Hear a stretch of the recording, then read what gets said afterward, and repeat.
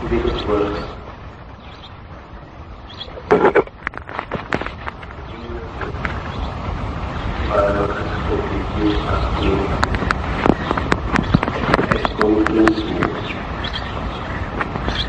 British biological association के अध्यक्ष पाकिस्तान ने उस वक्तव्य से ही मैं आज की थोड़ी सी बात शुरू कर रहा हूं। उन्होंने उस वक्तव्य में बड़ी महत्वपूर्ण बात करी, जो एक वैज्ञानिक के मुंह से बड़ी बात। उन्होंने कहा कि मनुष्य के जीवन का विकास किन्हीं नई चीजों का संवर्धन नहीं, नथिंग न्यू एडेड, वरन कुछ पुरानी बाधाओं का गिर जाना, ओल्ड हिंड्रेंसेस गॉन।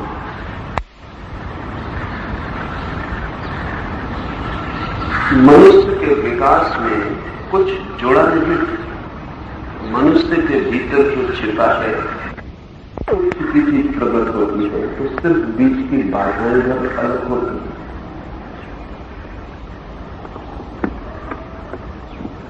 पशुओं में और मनुष्य में विचार करें तो मनुष्य के भीतर पशुओं से कुछ ज्यादा नहीं बल्कि कुछ कम। पशु के ऊपर जो बाधाएं हैं वे मनुष्य से गिर गई हैं और पशु के भीतर जो छिपा था वो मनुष्य से प्रकट हो गया। एक बीज में और फूल में बीज से ज्यादा नहीं कुछ कम। ये बहुत उल्टा मालूम हो रहा है, लेकिन यही है। बीज में जो बाधाएं थी वे गिर गई हैं और फूल प्रकट हो गया।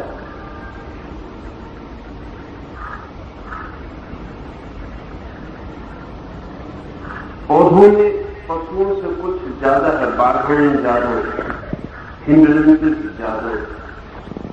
वे गिर जाएं तो पौधे पशु हो जाएंगे, पशुओं की बाधाएं गिर जाएं तो पशु मनुष्य हो जाएंगे। मनुष्यों की बाधाएं गिर जाएं तो जो शेष रह जाता है उसका नाम परमात्मा। अगर समस्त बाधाएं गिर जाएं और जो छिपा है वो पूरी तरह प्रकट हो जाए तो उस शक्ति को हम जो भी नाम देना चाहें, आत्मा, परमात्मा या कोई भी नाम देना चाहे तो भी चल सकता है। मनुष्य में भी अभी बाधाएं मौजूद हैं, इसलिए मनुष्य के विकास की अधिक संभावना है। बादशाह को अध्यात्म से कोई लेना देना नहीं है, लेकिन उसका वक्तव्य ठीक वैसा ही है। 25 वर्ष पहले लोग ने अपने ज्ञान की घटना से समझ लिया। जिस दिन बुद्ध को पहली बार ज्ञान हुआ तो लोगों ने उनसे पूछा आपको क्या मिल गया है? तो बुद्ध ने कहा मुझे मिला कुछ भी नहीं, जो मेरे ही भीतर था वो प्रकट हो गया है। मुझे मिला कुछ भी नहीं, जो मेरे ही पास था मुझे ज्ञात हो गया है। मुझे मिला कुछ भी नहीं, जो मैं था ही और जिसके प्रति मैं सोया था उसके प्रति मैं जाग गया। बल्कि बुद्ध ने यह भी कहा कि तुम्हें मैं ये भी कह दूं कि कुछ मेरे पास था जरूर जो खो गया। अज्ञान था वो खो गया, नासमझी थी वो खो गई, और जो मुझे मिला है अब मैं कह सकता हूं कि वो मेरे पास था ही, लेकिन सिर्फ मैं अपरिचित था। बाटिसन और बुद्ध के वक्तव्यों में फर्क नहीं, लेकिन बाटिसन का वक्तव्य मनुष्य से पिछले हुए प्राणियों के संबंध में दिया गया है और बुद्ध का वक्तव्य मनुष्य से आगे गए व्यक्तित्वों के संबंध में दिया गया है। ध्यान की प्रक्रिया आपको किसी नए जगत में नहीं ले जाती, सिर्फ उसी जगत से परिचित करा देती है जहां आप जन्मों जन्मों से थे। ध्यान की प्रक्रिया आप में कुछ जोड़ती नहीं, कुछ गलत काट देती है, गिरा देती है, समाप्त कर देती है।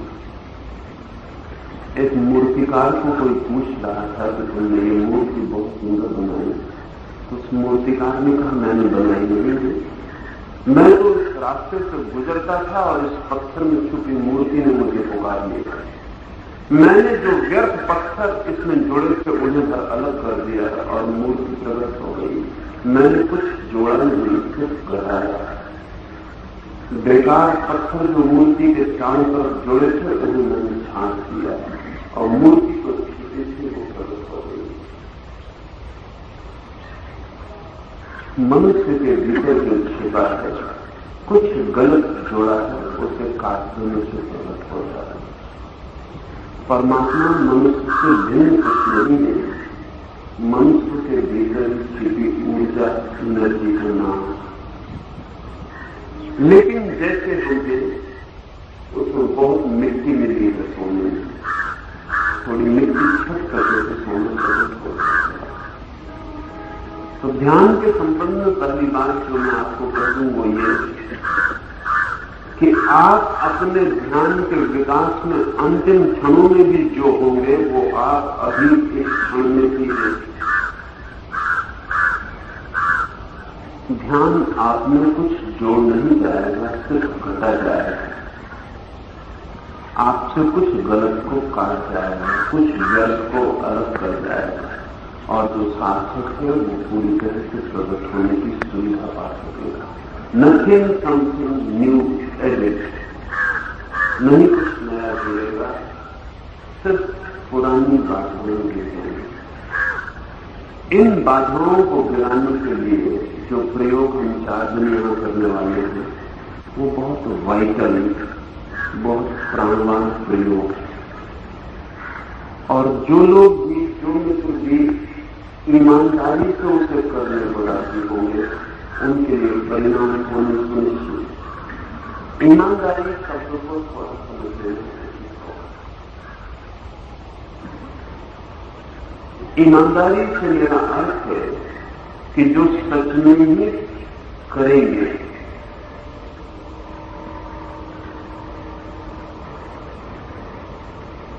उनका परिणाम निश्चित। सिर्फ उन्हीं के लिए परिणाम नहीं हो सकेगा जो करेंगे भी नहीं, उनके लिए परिणाम की अपेक्षा नहीं की जाती। और किसी पात्रता के लिए मैं आपसे नहीं कह रहा हूं और दूसरी किसी क्वालिफिकेशन की जरूरत नहीं, सिर्फ एक पात्रता चाहिए कि जो मैं आज से कहूंगा इन 4 दिनों में वो आप करें। और जो मैं करने को कहने वाला हूं वो कठिन नहीं है, बहुत सरल, छोटे से छोटा बच्चा भी उसे कर सकता है। इसलिए आप ये भी न सोचें कि इतना कठिन हो कि हम न कर पाए। कठिनाई अगर होगी तो वो आपके अपने प्रति बेईमान होने में हो सकती है। मेथड में, विधि में कोई कठिनाई नहीं। छोटे से छोटा बच्चा जो भाषा समझ सकता है वो भी कर सकता है। सिर्फ आपके सहयोग की जरूरत है कि आप करें। तो मैं आपको प्रयोग समझा दूं, सरल सा प्रयोग है। सभी महत्वपूर्ण चीजें सरल होती हैं, सिर्फ गैर महत्वपूर्ण चीजें कठिन और जटिल होती हैं। सभी सत्य सरल होते हैं, सिर्फ असत्य जटिल और कॉम्प्लेक्स होते हैं। लेकिन हम अजीब लोग, अगर कोई चीज हमें बहुत कठिन और जटिल मालूम पड़े तो हम समझते हैं बहुत प्रफाउंड ट्रस्ट होगा, कोई बहुत गंभीर सत्य होना चाहिए। ऐसा नहीं। जीवन के सब सत्य 2-4 जैसे सरल, सिर्फ असत्य कठिन होते हैं। असत्य को कठिन होना पड़ता है, क्योंकि अगर असत्य सरल हो तो पकड़ में आ जाएगा कि असत्य को बहुत चालबाजियों में, गोल घेरों में घूमना पड़ता है ताकि ये पता न चले कि वो असत्य। सत्य सीधा और नग्न खड़ा हो जाता है, वो जैसा है वैसा ही पर्याप्त है। उसे छिपने की, मुंह छिपाने की, चेहरे बदलने की कोई भी जरूरत नहीं है। इसलिए दुनिया में जितनी कठिन बातें कही गई हैं आमतौर से असत्य। दुनिया में जितनी सत्य बातें कही गई हैं आमतौर से सरल और सीधी। चाहे उपनिषद हो, चाहे गीता हो, चाहे कुरान हो, चाहे बाइबल, चाहे बुद्ध और महावीर के वचन, वे बिल्कुल सीधे 2-4 की भांति। ये जो प्रयोग मैं आपको कर रहा हूं अत्यंत सरल है, परिणाम उससे बहुत हैरानी से भरने वाले हैं। इस प्रयोग में 4 चरण 10-10 मिनट के। पहले 3 चरण में कुछ आपको करना है और चौथे चरण में आपको कुछ भी नहीं करना है। परमात्मा की शक्ति कुछ करे इसके लिए सिर्फ प्रतीक्षा करनी है। पहले 3 चरण, पहले 10 मिनट तीव्र श्वास का प्रयोग है। 10 मिनट इस भांति श्वास लेनी है जैसे कि लोहा की धोकनी चलती हो, जितनी फास्ट हो सके, जितने जोर से श्वास की चोट भीतर पहुंचा जा सके। श्वास का उपयोग हैमरिंग की तरह करना उसके परिणाम है। एक तो जितने जोर से भीतर श्वास की चोट की जाती है, हमारे शरीर में छिपी हुई प्राण ऊर्जा जगती है। शायद आपको पता ना हो कि हम सबके शरीरों में, हमारे शरीर में ही नहीं, जीवन के समस्त रूपों में जो ऊर्जा छिपी है वो विद्युत का ही रूप है, इलेक्ट्रिसिटी का ही रूप है। हमारा शरीर भी चल रहा है जिस शक्ति से, वो विद्युत का ही रूप है। वो ऑर्गेनिक इलेक्ट्रिसिटी उसे हम करें, वो जीवन विद्युत है। इस विद्युत को जितनी ज्यादा ऑक्सीजन मिले उतनी तीव्रता से जगती है।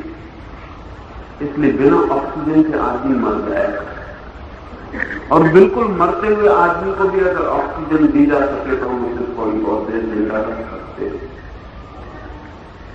इस 10 मिनट में इतने जोर से श्वास लेनी है कि आपके भीतर की सारी वायु बाहर चली जाए और बाहर से ताजी वायु भीतर चली जाए। आपके शरीर के भीतर ऑक्सीजन का अनुपात बदल डालना है, वो अपने आप बदल जाता है। और चोट इतने जोर से करनी है कि शरीर में जो शक्ति सोई हुई है वो उठने लगे। 5 मिनट के प्रयोग में ही कोई 60% लोगों के शरीरों के भीतर कंपन शुरू हो जाए। वो आपको बहुत स्पष्ट मालूम पड़ने लगेगा, कोई चीज वाइब्रेट करती हुई उठने लगेगी। योग ने उसे कुंडली कहा है। अगर हम विज्ञान से पूछेंगे तो उसे वो बॉडी इलेक्ट्रिसिटी कहेगा। वो कहेगा वो शरीर की विद्युत है। अभी अमेरिका में एक आदमी है जिसके शरीर की विद्युत पे बहुत अद्भुत प्रयोग हुए। उसकी शरीर की विद्युत सामान्यतः ज्यादा है जितनी आम लोग से होती है।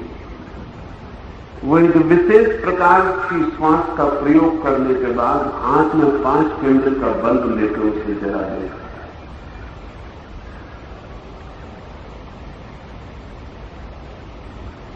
स्वीडन में अभी एक स्त्री जिंदा है जिससे कोई भी छू नहीं सकता। उस स्त्री का विवाह नहीं हो सकता, तो उसको छूने से शॉक वैसा ही लगेगा जैसा कि विद्युत को छूने से लगेगा।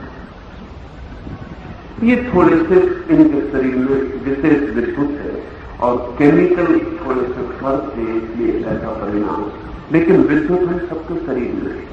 और अभी पहले दिन ही कम से कम 60% लोगों को, 100% को हो सकता है, कोई कारण नहीं है, लेकिन 40% आमतौर से प्रयोग नहीं कर पाते, पीछे खड़े रह जाते हैं। ऐसा मेरा अनुभव है, इसलिए 60 की बात कह रहा हूं। लेकिन आप में से प्रत्येक से कहूंगा कि 60% में होना, 40% में मत होना। 5 मिनट के बाद ही आपके शरीर के भीतर कोई चीज कपती हुई, उठती हुई मालूम पड़ने लगेगी। शरीर एक नई शक्ति से भरता हुआ मालूम पड़ने लगेगा। 10 मिनट पूरा प्रयोग करने पर आप इलेक्ट्रिफाइड हालत में हो जाएंगे। सारा शरीर विद्युत का एक प्रवाह बन जाएगा स्वभाव का। इसके परिणाम होंगे, जब शरीर में जोर से वाइब्रेशन होंगे तो शरीर कपने लगेगा, डोलने लगेगा, नाचने लगेगा।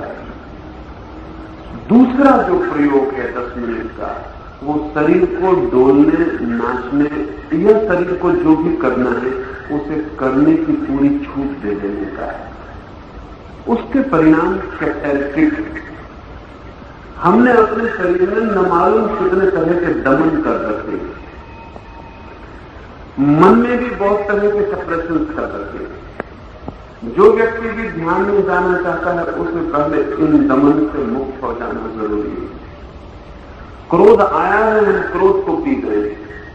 वासना आई है, हमने वासना को दबा लिया है। चिंता आई है, हम चिंता को पी के सो गए। हमने न मालूम कितना मन में छिपा लिया है। जब रोना चाहा है तो रोए नहीं, हंसना चाहे है तो हंसे नहीं, चिल्लाना चाहे है तो चिल्लाए नहीं, नाचना चाहे है तो नाचे नहीं, वो सब हमने दबाया हुआ है। मन और शरीर दोनों में हजार तरह के दमन इकट्ठे हो गए। वे दमन न गिर जाए तो मन इतना हल्का नहीं हो सकता कि उड़ान भर सके। इसलिए दूसरे 10 मिनट में शरीर के साथ पूरी की पूरी स्वतंत्रता और सहयोग करना है। शरीर नाचना चाहे तो उसे पूरी तरह नाचने देना, चिल्लाना चाहे तो चिल्लाने देना, रोना चाहे तो रोने देना है। शरीर जो भी करना चाहे सिर्फ अपने शरीर के साथ, दूसरे शरीर के साथ नहीं, अपने शरीर के साथ जो भी करना चाहे उसे पूरी स्वतंत्रता और सहयोग दे देना है। कोई 60% लोग अचानक अपने भीतर बहुत कुछ होता हुआ पाएंगे। जिन मित्रों को ऐसा लगे कि उनके भीतर तो कुछ भी नहीं हो रहा है, तो उनसे मैं कहूंगा कि वो आज कम से कम जिनको अपने आप हो जाएगा उनका प्रश्न नहीं, अधिक लोगों को अपने आप हो जाएगा। जिनको लगे कि उनके अपने आप नहीं हो रहा है तो उसका कारण तो इतना ही है कि वो इनहिबिशन में, अपने दमन में इतने मजबूत है कि बीच की परत उन्हें भीतर तक नहीं पहुंचने दे रही। उनसे मैं कहूंगा कि वो इसकी फिक्र न करें। उनको न हो रहा हो तब भी जो उनसे बन सके वो 10 मिनट करें। अगर उनसे नाचते बन सके तो नाचते रहें। कोई विधि व्यवस्था और गति की बात नहीं। उनसे चिल्लाते बन सके तो वो चिल्लाते रहे। कल ही वो पाएंगे कि उनकी धारा टूट गई और स्पॉन्टेनियस उनके भीतर से प्रवाह शुरू हो गया। इस 10 मिनट के बहुत गहरे परिणाम। इस 10 मिनट के नाचने, चिल्लाने, डोलने, रोने, हंसने के बाद आप इतने हल्के हो जाएंगे जैसे शायद आप जीवन में कभी नहीं हुए। पहले चरण में आपके शरीर में जो विद्युत जगेगी वो आपको सहयोग देगी। नाचने में, चिल्लाने में, रोने में, हंसने में वो आपको सहयोग देगी और आपको भी अपनी तरफ से कोऑपरेट करना है। और जो भी आपके भीतर हो उसको पूरी तरह होने देना है। अगर आपका हाथ इतना हिल रहा है तो आप उसे और पूरी तरह हिला दें कि हाथ के भीतर जो भी वेग दमित है वो निष्कासित हो जाए, उनकी निर्जरा हो जाए। इस प्रयोग से 4 दिन में इतना हो सकेगा जो कि 4 वर्ष में किसी साधारण प्रयोग से नहीं हो सकता। दूसरे चरण के बाद आपका शरीर वेटलेस मालूम होगा, जिससे बिल्कुल हल्का हो गया है, जिससे उड़ सकता है। दोहरी बातें मालूम होंगी। पहले चरण के बाद शरीर शक्ति से भरा हुआ मालूम होगा। दूसरे चरण के बाद शक्ति पूरी मालूम होगी लेकिन शरीर एकदम वेटलेस और हल्का हो गया होगा। दूसरे चरण के बाद आपको स्पष्ट ऐसा लगना शुरू हो जाएगा कि शरीर नहीं है बल्कि सिर्फ एनर्जी, सिर्फ ऊर्जा, सिर्फ शक्ति। इस दूसरे चरण में जिसका भी प्रयोग पूरा हो जाएगा उसको एक हैरानी का अनुभव होगा और वो होगा कि उसे पहली दफे मालूम पड़ना शुरू होगा कि शरीर अलग है और मैं अलग हूं। अगर आपने अपने शरीर को पूरा छोड़ दिया तो आपकी आइडेंटिटी टूट जाएगी। ये आज ही हो जाएगा। सिर्फ सवाल इतना है कि आप उसको पूरा कोऑपरेट करें। आप अपनी तरफ से रोके ना। आप ये ना सोचें कि मैं नाचूंगा तो कोई क्या करेगा, मैं चिल्लाऊंगा तो कोई क्या करेगा। जो आपके भीतर हो रहा है उसे आप बिल्कुल सबकी फिक्र छोड़कर हो जाने दें। तो आप 10 मिनट के भीतर जो निरंतर सुना है, पढ़ा है कि शरीर और मैं अलग हूं, वो आपके अनुभव का हिस्सा बन जाएगा। नाचता हुआ शरीर आपको अलग दिखाई पड़ने लगेगा। आप साक्षी हो जाएंगे शरीर नाच रहा है, आप साक्षी हो जाएंगे शरीर रो रहा है। आप बहुत साफ देख सकेंगे कि कोई और हंस रहा है और मैं देख रहा हूं। ये प्रकृति ध्यान की गहराई में ले जाने के लिए अनिवार्य द्वार। इसके बिना कोई ध्यान में नहीं जा सकता। तीसरे चरण में जब दूसरे चरण में ये घटना घट जाएगी कि शरीर अलग और मैं अलग, तो एक स्वाभाविक प्रश्न मन में उठना शुरू होगा कि फिर मैं कौन? क्योंकि अब तक मैं अपने को शरीर मानता हूं, श्वास मानता हूं, अब शरीर और श्वास बिल्कुल अलग दिखाई पड़ रहे हैं, फिर मैं कौन? इस तीसरे चरण में 10 मिनट तक हम अपने भीतर पूछेंगे कि मैं कौन? पहले 10 मिनट में तीव्र श्वास, दूसरे 10 मिनट में शरीर के साथ तीव्र सहयोग, और तीसरे चरण में मैं कौन हूं की तीव्र वर्षा। भीतर इतने जोर से पूछना है कि पैर से लेकर सिर तक एक ही सवाल गूंजने लगे कि मैं कौन? और शरीर की विद्युत जगी हुई होगी, आपके सवाल को विद्युत की तरंग में पकड़ लेंगे और पूरे शरीर के कंपन में प्रश्न गूंजने लगेगा, मैं कौन? इसे इतने जोर से पूछना है कि दो मैं कौन हूं के बीच में जगह न बचे। इसे इतनी शक्ति से पूछना है कि कुछ और सोचने का न समय बचे, न शक्ति बचे, न सुविधा बचे, बस 10 मिनट एक सवाल रह जाए। 5 मिनट तेजी से भीतर पूछने के बाद बहुत से मित्रों की आवाज बाहर निकलने लगी, तो उससे भयभीत नहीं होना है। मैं कौन हूं शुरू भीतर करना है, अगर चिल्ला के बाहर आवाज निकलने लगे तो उससे बाहर भी निकलने देना, उसकी कोई फिक्र नहीं करनी। 30 मिनट में आपका शरीर थक जाएगा, आपकी प्राण शक्ति थक जाएगी, आपकी मन शक्ति थक जाएगी। ये 3 चरण तीनों को थका डालेंगे। और 30 मिनट में इतनी क्लाइमेक्स तक आपको पहुंच जाना है, तनाव की, टेंशन की, इतने जोर से ये सब करना है कि 30 मिनट में जैसे आप बिल्कुल मुर्दा होकर गिर पड़े। 30 मिनट बाद मैं आपको कहूंगा कि बस अब रुक जाए।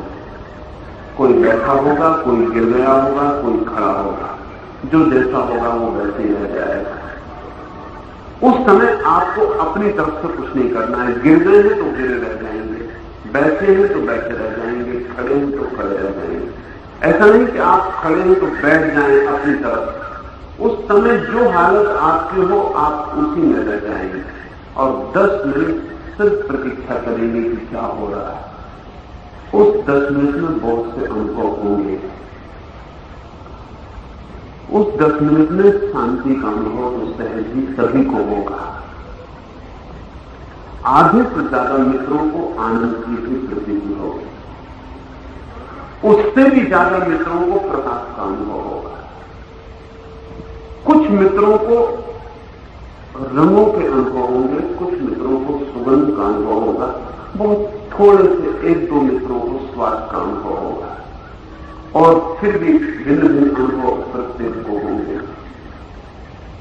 इन अनुभवों की धारा भीतर बहने लगेगी, उसे साक्षी भाव से देखते हैं। ये अनुभव आध्यात्मिक नहीं, ये अनुभव मानसिक ही है, लेकिन अध्यात्म की तरफ गति हो रही इसके सूचक ये भी खो जाएंगे।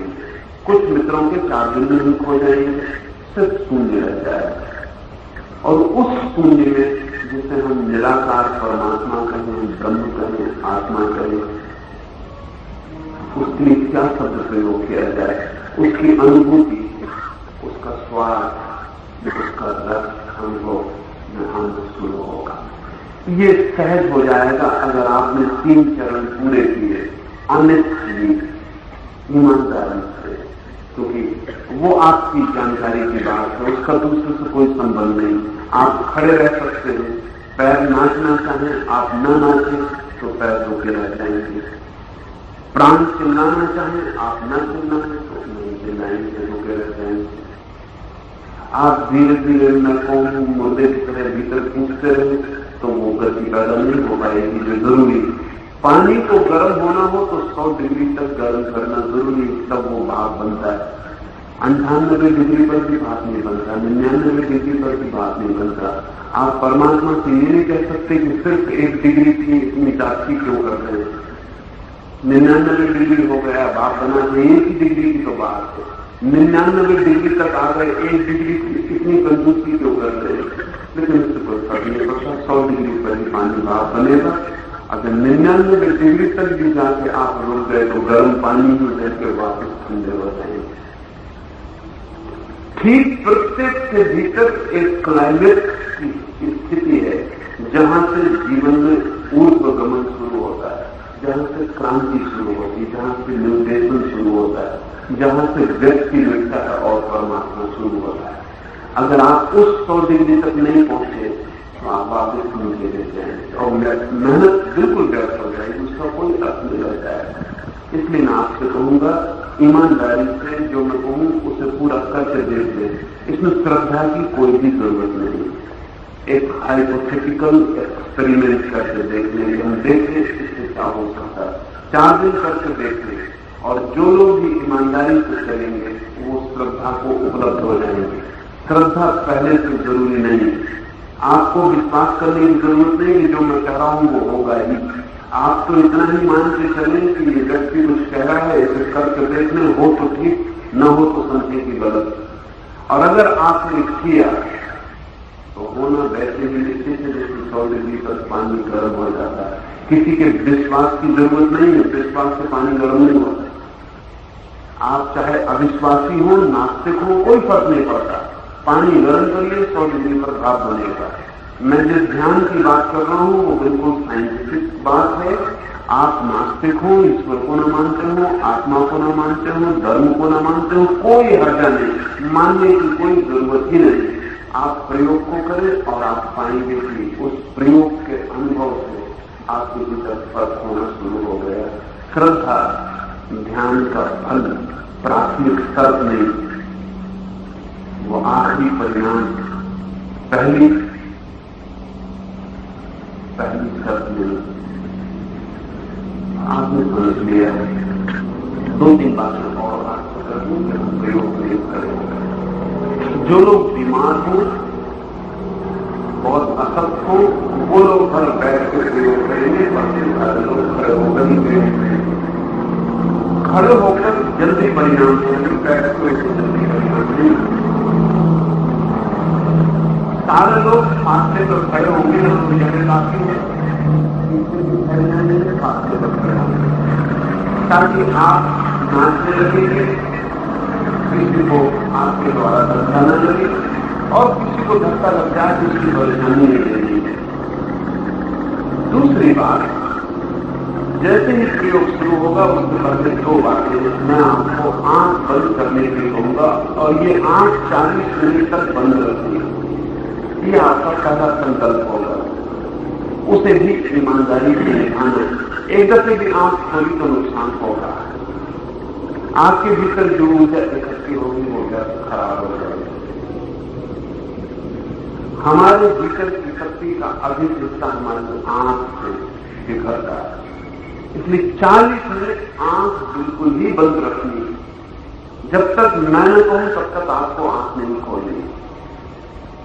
आपके आसपास चिल्लाना होगा, रोना होगा, नाचना होगा, आपके भीतर होगा, आपको पीछे छोड़ देंगे, देखने की इच्छा होगी। हमारे भीतर का बच्चा जल्दी नहीं मर जाता, जितने जल्दी शरीर पर ले जाता है उतने जल्दी भीतर का बच्चा नहीं मर जाता। वो जानना चाहेगा कि बगल का आदमी क्या कर रहा है।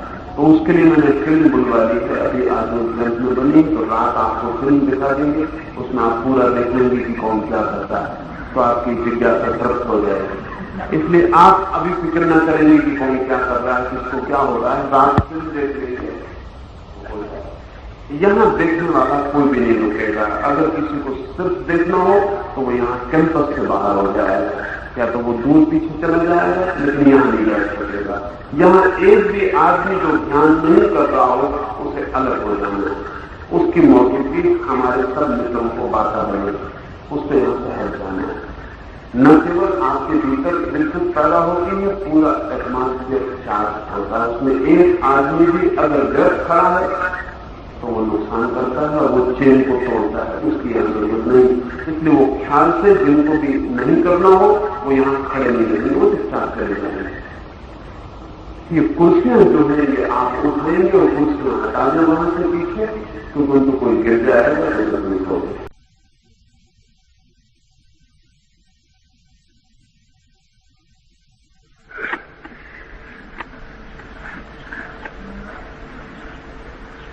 मेरे प्रिय, थोड़े से सवाल हैं, उनके संबंध में कुछ बातें समझ लेनी उपयोगी। एक मित्र ने पूछा है कि कुछ साधक कुंडलिनी साधना का पूर्व से ही प्रयोग कर रहे हैं, उनको इस प्रयोग से बहुत गति मिल रही है, तो वे इसको आगे जारी रखें या न रखें, उन्हें कोई हानि तो नहीं होगी। हानि का कोई सवाल नहीं है। यदि पहले से कुछ जारी रखा है और इससे गति मिल रही है तो तीव्र गति से जारी रखें, लाभ ही होगा। परमात्मा के मार्ग पर ऐसे भी हानि नहीं है। दूसरे मित्र ने पूछा है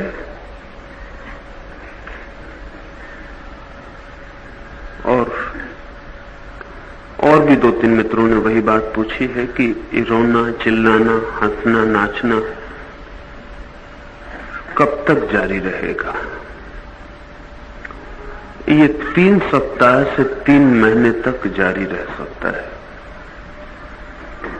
जो ठीक से प्रयोग को कर लेंगे 3 सप्ताह में रोना, हंसना, चिल्लाना विलीन हो जाएगा और पहले चरण से ठीक चौथे चरण में प्रवेश हो जाएगा। बीच के 2 चरण अपने आप गिर जाएंगे। जो ठीक से नहीं करेंगे, धीमे धीमे करेंगे, उन्हें 3 सप्ताह से लेकर 3 महीने तक का समय लग सकता है। लेकिन ये कोई सदा चलने वाली बात नहीं है। ये तो मन के विकार जब गिर जाएंगे तो अपने आप विलीन हो जाएगा।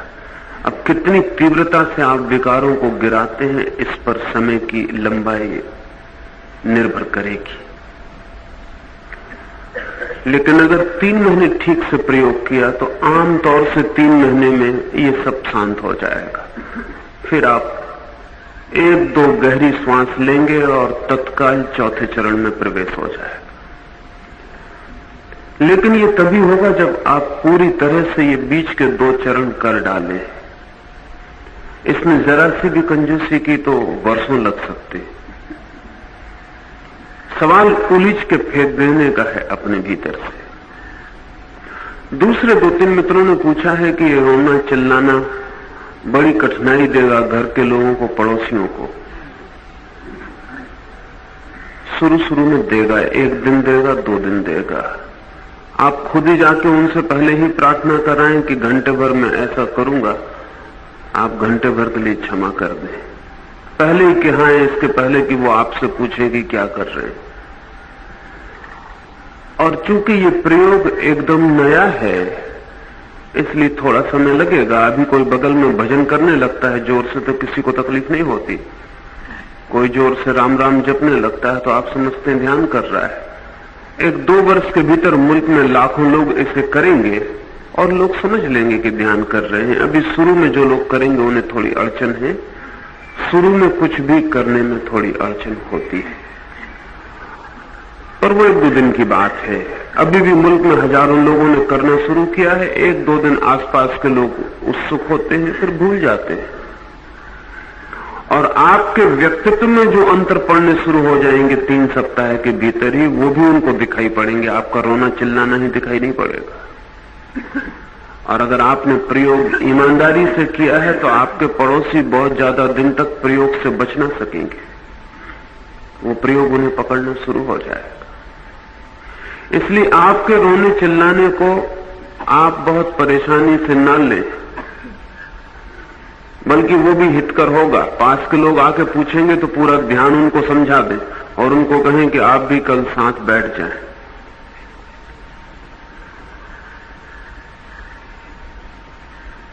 एक और सवाल रोज पूछा जा रहा है, उस संबंध में थोड़ी बात आपसे कहूं। इधर अभी मनाली शिविर में 20 लोगों ने एक नए प्रकार के सन्यास में प्रवेश किया। उस संबंध में रोज पूछा जा रहा है कि वो सन्यास क्या है। वो मैं आपसे कहूं 2-3 बातें संक्षिप्त में। पहली बात तो ये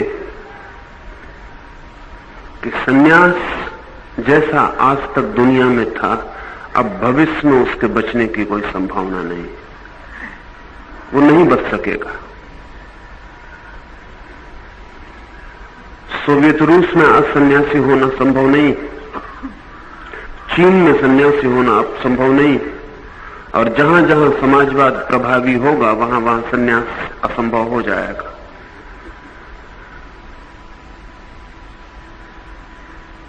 जहां भी ये ख्याल पैदा हो जाएगा कि जो आदमी कुछ भी नहीं करता है उसे खाने का हक नहीं है, वहां सन्यास मुश्किल हो जाएगा। आने वाले 50 वर्षों में दुनिया में बहुत सी सन्यास की परंपराएं एकदम विदा हो जाएंगी। चीन में बड़ी बौद्ध परंपरा थी सन्यास की, वो एकदम विदा हो गई। तिब्बत से लामा विदा हो रहे हैं, वो बच नहीं सकते। रूस में भी बहुत पुराने ईसाई फकीरों की परंपरा थी, वो नष्ट हो गई। और दुनिया में कहीं भी बचना मुश्किल है।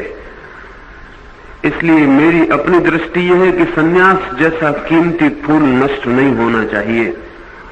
सन्यास की संस्था चाहे विदा हो जाए, लेकिन सन्यास विदा नहीं होना चाहिए। तो उसे बचाने का एक ही उपाय है, और वो उपाय ये है कि सन्यासी जिंदगी को छोड़ के न भागे, जिंदगी के बीच सन्यासी हो जाए। दुकान पे बैठे, मजदूरी करे, दफ्तर में काम करे, भागे ना। उसकी आजीविका समाज के ऊपर निर्भर न हो। वो जहां है, जैसा है, वहीं सन्यासी हो जाए। तो इन 20 सन्यासियों को इस दिशा में प्रवृत्त किया है कि वे अपने दफ्तर में काम करेंगे, अपने स्कूल में नौकरी करेंगे, अपनी दुकान पर बैठेंगे और सन्यासी का जीवन जिएंगे। इसका परिणाम दोहरा होगा। एक तो इसका परिणाम यह होगा कि सन्यासी शोषक नहीं मालूम होगा, वो किसी के ऊपर निर्भर है ऐसा नहीं मालूम होगा। सन्यासी को भी इससे लाभ होगा, क्योंकि जो सन्यास की परंपरा समाज पर निर्भर हो जाती है वो गुलाम हो जाती है। हमें पता चले या न चले, वो समाज की गुलामी में जीने लगती है। और जिनको हम रोटी देते हैं उनसे हम आत्मा भी खरीद लेते हैं। इसलिए सन्यासी आमतौर से विद्रोही होना चाहिए, लेकिन हो नहीं पाता, क्योंकि वो जिनसे भोजन पाता है उनकी गुलामी में उसे समय बिताना पड़ता है।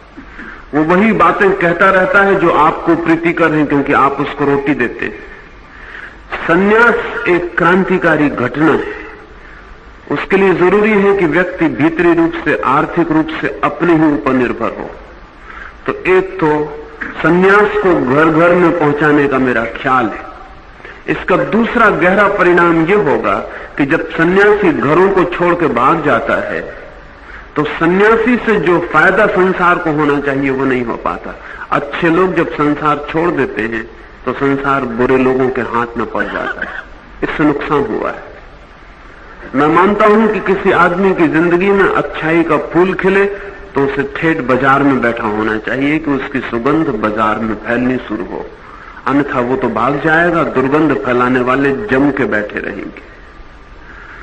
तो सन्यासी को घर घर में वो वेश परिवर्तन कर ले, वो अपनी सारी वृत्तियों को परमात्मा की ओर लगा दे, लेकिन छोड़ के न भागे। बल्कि अब जिस घर का काम कल तक वो सोचता था मैं कर रहा हूं, अब परमात्मा का उपकरण बन के उस घर का काम किया चला जाए। न पत्नी को छोड़े, न बच्चों को छोड़े, न घर को छोड़े। अब ये सारे काम को परमात्मा का काम समझ के चुपचाप करता चला जाए। इसका कर्ता न रह जाए, बस इसका दृष्टा भर रह जाए। ऐसे सन्यास की प्रक्रिया से मैं सोचता हूं एक तो लाखों लोग उत्सुक हो सकेंगे जो कभी घर छोड़ने का विचार नहीं कर पाते हैं। उनकी जिंदगी में भी सन्यास का आनंद आ सकेगा और ये जिंदगी भी प्रफुल्लित होगी अगर हमें सड़कों पर, बाजारों में, मकानों में, दफ्तरों में सन्यासी उपलब्ध होने लगे। उसके कपड़े, उसकी स्मृति, उसकी हवा, उसका व्यवहार वो सारी जिंदगी को प्रभावित करेगा। इस दृष्टि से जो लोग भी बार बार पूछ रहे हैं वो अगर उत्सुक हों तो आज 3 से 4 वो मुझसे अलग से बात कर लें, जिन्हें सन्यास का ख्याल हो तो उनकी जिंदगी में ये संभावना बने। इस सन्यास में मैंने 2-3 बातें और संयुक्त की हैं। एक तो इस सन्यास को पीरियोडिकल रिनंसिएशन कहा है, सावधि सन्यास कहा है। मेरा मानना है किसी आदमी को भी जिंदगी भर के निर्णय नहीं लेने चाहिए। आज आप निर्णय लेते हैं, हो सकता है 6 महीने बाद आपको लगे कि गलती हो गई, तो आपके वापस लौटने का उपाय होना चाहिए। अन्यथा सन्यास भी बोझ हो सकता है। जब हम एक दफे एक आदमी को सन्यास दे देते हैं तो आग्रह रखते हैं कि वो जिंदगी भर सन्यासी रहे। हो सकता है साल भर बाद उसे लगे कि गलती हो गई, तो उसे वापस लौटने का अधिकार होना चाहिए बिना निंदा के। इसलिए ये जो मेरा, जिसे मैंने सन्यास कहा है, पीरियोडिकल है। आप जिस दिन भी चाहें वापस चुपचाप लौट जा सकते हैं, कोई आपके ऊपर इसका बंधन नहीं होगा। थाईलैंड और बर्मा में इस तरह के सन्यास का प्रयोग प्रचलित है और उससे थाईलैंड और बर्मा की जिंदगी में फर्क पड़ा है। हर आदमी थोड़े बहुत दिन के लिए सन्यास तो एक दफे ले ही लेता है। किसी आदमी को वर्ष में 2 महीने की फुर्सत होती तो 2 महीने सन्यास ले लेता है और 2 महीने सन्यासी की तरह जी के वापस अपने घर की दुनिया में लौट आता है। आदमी बदल जाता है। 2 महीने सन्यासी रहने के बाद आदमी वही नहीं हो सकता जो था, उसके भीतर का सब बदल जाता है। फिर वर्ष 2 वर्ष के बाद उसे सुविधा होती है, 2 महीने के लिए सन्यास ले लेता है। इसलिए दूसरी भी दिशा मैंने इसमें जोड़ी है कि जो लोग कुछ सीमित समय के लिए सन्यास लेना चाहें, वो सीमित समय के लिए सन्यास लेकर प्रयोग करें। अगर उनका आनंद बढ़ता जाए तो समय को बढ़ा लें, अगर उन्हें ऐसा लगे कि नहीं वो उनकी बात नहीं है तो चुपचाप वापस लौट आएं। इससे दोहरे फायदे होंगे। सन्यास बंधन नहीं बनेगा, सन्यास स्वतंत्रता है, इसलिए बंधन बनना नहीं चाहिए। अभी हमारा सन्यासी बिल्कुल बंधा हुआ कैदी हो जाता। और दूसरी बात, सन्यास बंधन नहीं बनेगा एक, और दूसरी बात कि सन्यास प्रत्येक के लिए चाहे थोड़े समय के लिए सही उपलब्ध हो जाएगा। और अगर एक आदमी अपने 70 साल की जिंदगी में 5 दफा 2-2 महीने के लिए भी सन्यासी हो गया हो तो मरते वक्त दूसरा आदमी होगा, वो वही आदमी नहीं हो सकता। अधिकतम लोगों को सन्यासी होने का मौका मिल जाएगा, अधिकतम लोग सन्यास का रस और आनंद अनुभव कर सकेंगे। और मेरा मानना है कि जो एक दफे सन्यास में जाएगा वो वापस लौटेगा नहीं। ये न लौटना नियम से नहीं होना चाहिए, ये न लौटना सन्यास के आनंद से होना चाहिए, लेकिन लौटने की स्वतंत्रता कायम रहनी चाहिए। इस संबंध में अभी ज्यादा बात करनी उचित नहीं होगी। जिन मित्रों को सन्यास की दिशा में उत्सुकता हो वे दोपहर 3 से 4 मुझे मिल ले सकते हैं। कुछ शायद 10-5 नए मित्र होंगे तो मैं 2 मिनट आपको प्रक्रिया दोहरा दूं, फिर हम ध्यान के प्रयोग के लिए बैठे। ध्यान का ये प्रयोग संकल्प का, विल पावर का प्रयोग है।